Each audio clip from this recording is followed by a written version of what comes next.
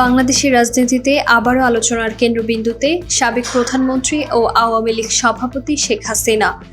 ভারতে অবস্থানরত শেখ হাসিনার দেশে ফেরার ঘোষণা ঘিরে রাজনৈতিক অঙ্গনে তৈরি হয়েছে ব্যাপক আলোচনা ও বিতর্ক। বিভিন্ন গণমাধ্যমের প্রতিবেদনে বলা হয়েছে, শেখ হাসিনা চলতি বছরের ডিসেম্বরের মধ্যে বাংলাদেশে ফেরার ইচ্ছার কথা জানিয়েছেন। আন্তর্জাতিক সংবাদ সংস্থা রয়টার্সকে দেয়া এক সাক্ষাৎকারে তিনি দেশে ফিরে আইনি প্রক্রিয়ার মুখোমুখি হওয়ার আগ্রহ প্রকাশ করেছেন বলে প্রতিবেদন প্রকাশিত হয়। তিনি দাবি করেন, রাজনৈতিক পরিস্থিতি মোকাবেলা করেই তিনি দেশে ফিরতে চান। তবে শেখ হাসিনার এই বক্তব্য নিয়ে রাজনৈতিক মহলে তৈরি হয়েছে বিভিন্ন প্রতিক্রিয়া। সমালোচকরা এটিকে রাজনৈতিক কৌশল এবং দলের নেতাকর্মীদের সক্রিয় রাখার একটি প্রচেষ্টা হিসেবে দেখছেন। তাদের দাবি, দেশে ফেরার ঘোষণা দিয়ে তিনি আওয়ামী লীগের সাংগঠনিক অবস্থান ধরে রাখার বার্তা দিতে চাইছেন। অন্যদিকে আওয়ামী লীগের সমর্থকদের বক্তব্য, শেখ হাসিনার দেশে ফেরার ঘোষণা তার রাজনৈতিক অবস্থান পরিষ্কার করার একটি পদক্ষেপ। তাদের মতে তিনি এখনও দেশের রাজনীতিতে সক্রিয় থাকতে চান।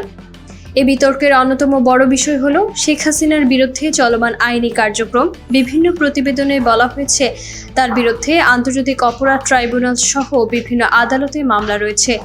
এসব মামলার অভিযোগ ও বিচার প্রক্রিয়া নিয়ে সরকার পক্ষ, বিরোধী রাজনৈতিক দল এবং আন্তর্জাতিক মহলে ভিন্ন ভিন্ন প্রতিক্রিয়া রয়েছে। রাজনৈতিক বিশ্লেষকদের মতে, শেখ হাসিনার দেশে ফেরার ঘোষণা শুধু আইনি বিষয় নয়, এর সঙ্গে জড়িয়ে আছে বাংলাদেশের ভবিষ্যৎ রাজনৈতিক সমীকরণ। আওয়ামী লীগের পুনর্গঠন, দলটির নেতাকর্মীদের মনোবল এবং দেশের রাজনৈতিক পরিবেশ সবকিছুর ওপর এই সিদ্ধান্তের প্রভাব পড়তে পারে।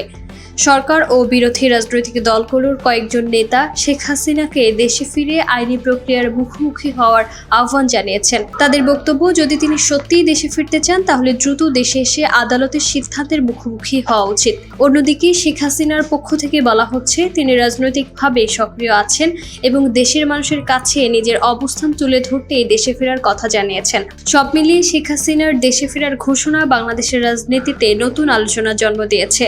এটি বাস্তব রাজনৈতিক প্রত্যাবর্তনের প্রস্তুতি নাকি রাজনৈতিক বার্তা, তা নির্ভর করবে ভবিষ্যতের ঘটনা প্রবাহের ওপর। রাজনৈতিক পরিস্থিতি, আইনি প্রক্রিয়া এবং সংশ্লিষ্ট পক্ষগুলোর পরবর্তী পদক্ষেপই নির্ধারণ করবে এই ঘোষণার বাস্তব প্রভাব।